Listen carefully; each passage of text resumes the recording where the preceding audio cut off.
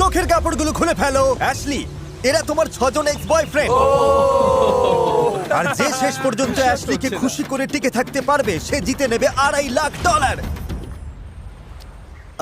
ওদের উদ্দেশ্যে তোমার কিছু বলার আছে নাকি? আমি ভাষা খুঁজে পাচ্ছি না। চলো ক্যাম্পের দিকে যাই। আমার জন্মদিনে ইনভাইট করা সত্ত্বেও তুমি আসোনি, তাই মন খারাপ। ও আমি ব্যস্ত ও কি ছিলাম। তোমাদের কারোর জন্মদিনের পার্টিতে গেছিল? হ্যাঁ, ও তো আমাদের পার্টিতে ছিল। কারণ ওরা এমন একটা দ্বীপে থাকতে যাচ্ছে যেখানে প্রয়োজনীয় সবকিছুই আছে। আমরা সারা জীবনটা এখানে কাটিয়ে দিতে পারবো। কিন্তু এই চ্যালেঞ্জটা টিকে থাকার লড়াই নয়, এটা হলো ওর মন জয় করে শেষ পর্যন্ত টিকে থাকার লড়াই। প্রত্যেক 5 দিন অন্তর অ্যাশলি তোমাদের একজনকে বিদায় করে দেবে, আর শেষে যে টিকে থাকবে তাকে একটা কঠিন সিদ্ধান্ত নিতে হবে। সে কি প্রাইজ মানির ভাগ অ্যাশলিকে দেবে নাকি পুরোটাই নিজের কাছে রেখে দেবে? এইটুকুই, মজা করো সবাই।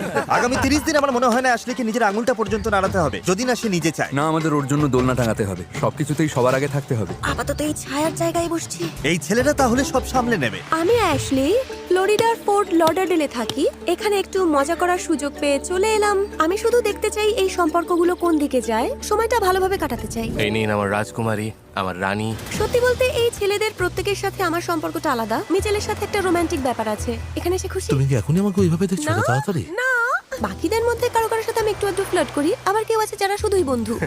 কে আগে যাবে সেটা নিয়ে আমার একটা ধারণা আছে, দেখা যাক কি হয়। এই এক্সপেরিমেন্টের মূল উদ্দেশ্য বেঁচে থাকা নয়, এটা হলো অ্যাশলির মন জয় করা আর তার বিশ্বাস অর্জন করা। আমি বলছি না যে কাউকে বিশ্বাস করি না, তবে বিশ্বাসটা তাদের অর্জন করে নিতে হবে। আমার মতো কেউ হলে খুব শান্ত মাথায় খেলবে আর এমন খাঁটি বন্ধু হয়ে দেখাবে যাতে সে টাকার ভাগ দিতে রাজি হয় অথবা নাও দিতে রাজি হয়। ওহ, গ্যারি! দিন শেষে আমরা খুব ভালো বন্ধু ঠিকই, কিন্তু আমি এখানে জিততে এসেছি। এটা আমার কাছে একটা ব্যবসার মতো। আর সবাই যেহেতু অ্যাশলির মন জয় করতে মরিয়া, তাই সবাই ওকে ইমপ্রেস করার কোনো সুযোগই ছাড়ছিল না। দেখো ড্যানি কত কাজ করছে, চারপাশে তাকাচ্ছি আর ভাবছি এসব সত্যিই ঘটছে তো। কিন্তু যখন দেখা যাচ্ছে কিছু ছেলে অ্যাশলির মন জিতে নিচ্ছে, অ্যাশলি, তুমি কি বিচে গিয়ে আমাকে যোগা শেখাবে?